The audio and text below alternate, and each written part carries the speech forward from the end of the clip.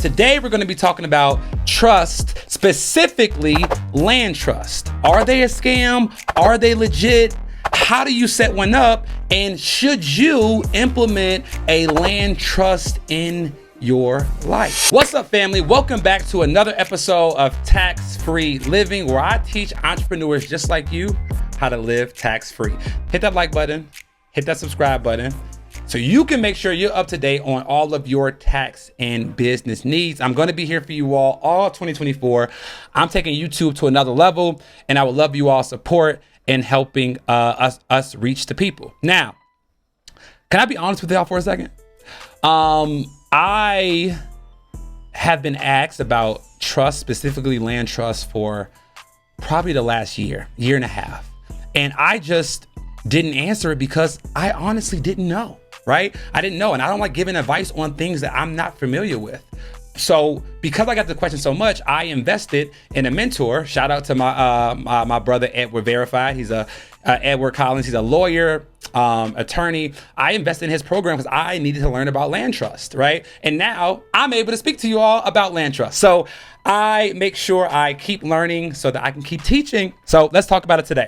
So there are only three ways, at least that I know, three main ways to own real estate. You can own your real estate personally, you can own your real estate within an LLC, or you can own your real estate within a trust.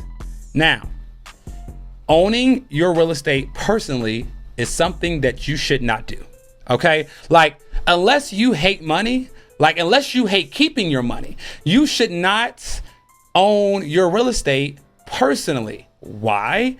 Because two things. One, you have no privacy. Everybody knows that you're the owner. Congratulations, you played yourself, okay? The second reason is not only do they know that you're the owner, if they were to trip and break an ankle or fall on your property, they could sue you personally. You are wide open to litigation by owning a property personally. So I would not recommend you do that. The second way you can own a property is within the LLC. This gives you amazing asset protection because now there is a layer between you and the business, or you and the real estate property, right? And then the third way you can own it is in a trust, which we're gonna talk about today. All right. So specifically when it comes to land trust, a land trust has three parties. The grantor, which is the person that is bequeathing the property into the trust, which is most likely going to be you. Then there is the trustee, who is going to control the property within the trust. This is most likely going to be your lawyer, your attorney, or whoever you hire to set up the trust, right? The third party is going to be the beneficiary, right? Which is the person that's going to benefit from the asset that's in the trust, the person that's going to receive it at whatever stated time that the trust documents say they're going to receive it. So grantor, trustee, beneficiary. All right. So now from a land trust perspective, let's talk about what is a land trust. So there are two main types of trust that I think everybody needs to know about. There's an irrevocable trust and there is a revocable trust. All other trusts fall on one side or the other. All right. Irrevocable trust, meaning once you set this bad boy up, ain't no changing nothing. A revocable trust is like what they call in grammar school, like take backs. Like you give somebody something, no, I'll take it back, right? You can revoke a revocable trust whenever you want. You can tear it up and say, hey, it's gone. I'm the beneficiary now. Like all that is null and void. So revocable trusts are less permanent. So where does a land trust fall? A land trust fall under the revocable trust side of things. So the beautiful thing about a land trust is that you can modify it, you can edit it, you can remove it, you can revoke it, you can do whatever you want. What is the point of a land trust? A land trust is a specific type of trust that creates an opportunity for you to remove yourself from public record of ownership of said real estate. Now, why would somebody want to remove themselves from public record? We just talked about it at the beginning, right? For privacy and litigation purposes. If nobody if you get sued, the first thing the lawyer is going to do is do a search of what you own. If they come back with the search like, oh, he don't own any assets, they're not going to take on the plaintiff's case because ain't no money in the case.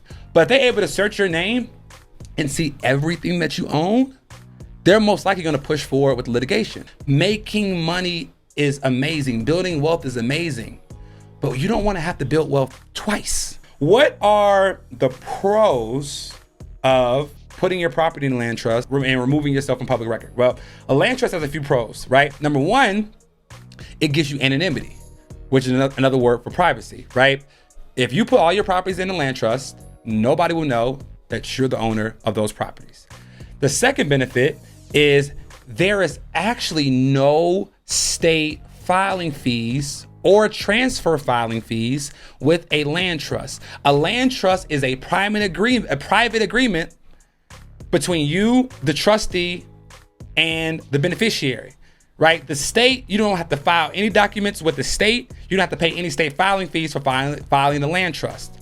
Now, you will have to give the land trust to your county so they remove your name from public record, but there's no filing fees with the state, which is amazing because it's going to save you money, especially if you live in California. The third benefit is there's no tax returns. A revocable trust is not something that's filed with the IRS.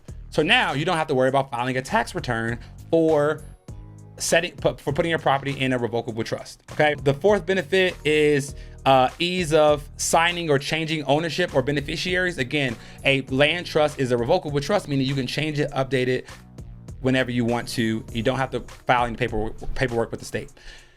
Now, here's the fifth benefit, and this is major, okay?